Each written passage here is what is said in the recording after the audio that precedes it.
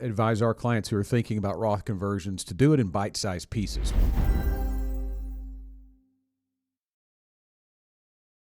What do I need to know when trying to decide to convert my current pre-tax money over to a Roth option? My employer is going to start offering a Roth option for our 401k, and I want to take advantage of that.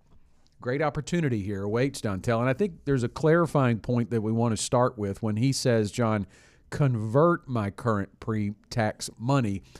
We want to be clear that if you're really talking about converting, that is moving the pre-tax money into Roth money. If you're just talking about changing where your future contributions go, that's a much simpler process, and we can talk about that, and we will. But let's talk about the conversion, because I'm not sure that's what Dontrell's really asking here, John, but if it is, we want to make sure we cover that. So you've got an opportunity to convert traditional dollars to Roth dollars, either in a 401k or an IRA, and here is what you've got to understand about that process. You will owe taxes on any dollars that are converted from the traditional 401k pre-tax to an after-tax Roth contribution. So if you have, let's say, $50,000 in your 401k plan that you put in there before taxes, if you convert that to Roth, then you're going to owe taxes on that additional $50,000 on top of whatever taxes you're going to owe on your regular income.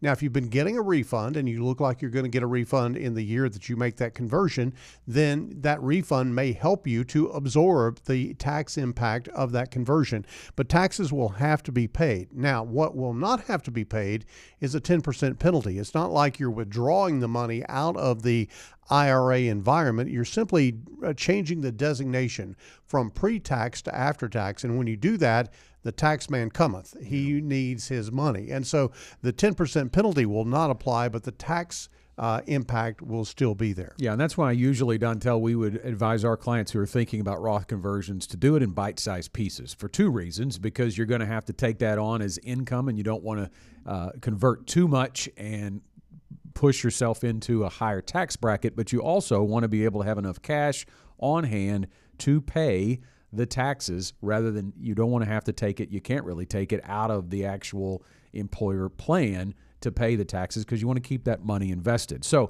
that's the conversion piece, and I would definitely not go that alone. It needs to be made, that decision needs to be made as part of an overall financial plan. But if you're just talking about, in your question here, changing, do I continue to contribute on the pre-tax side, or do I move it all to the Roth, or a combination of the two? Let's talk about that. The first thing I think you need to consider is, where is the employer match going to be made? You know, John, for a long time, the employer match was always going to be in pre-tax dollars. But if Dontrell's employer is about to begin offering a Roth option, it's new and they're just creating this, they may actually be matching in Roth dollars. Yeah, they can, under the Secure Act 2.0, make the match in Roth dollars. And that's a pretty cool thing. Now, a lot of employers don't want to do that because they have to pay the tax on that money as opposed to you. But it is certainly a match that you can actually, figure out where that money is going to go. If you are going to leave that money in the pre-tax 401k as it is, then you can do that and just convert your money over.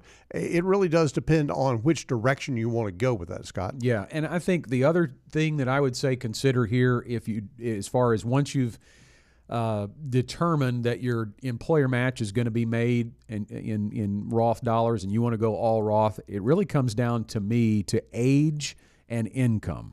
Your income level matters here, because if you think about, if Dontel is in his later working years, he's in his 50s, maybe in his highest earnings years, the pre-tax may be more of a benefit because you're going to keep the taxes off now and pay them later. And typically speaking, you're going to be living on less in retirement. In other words, your income is going to be lower and taxed at a lower rate potentially than when you're in your 50s and you're in your highest working years. Transversely, if Dontel is in his 30s and he's making $50,000 or $60,000 a year, he's probably not in his highest earnings years, and he may, more than likely, be actually paying in retirement a higher tax rate. So it would make more sense then to put it all into the Roth and grow that tax-free for retirement.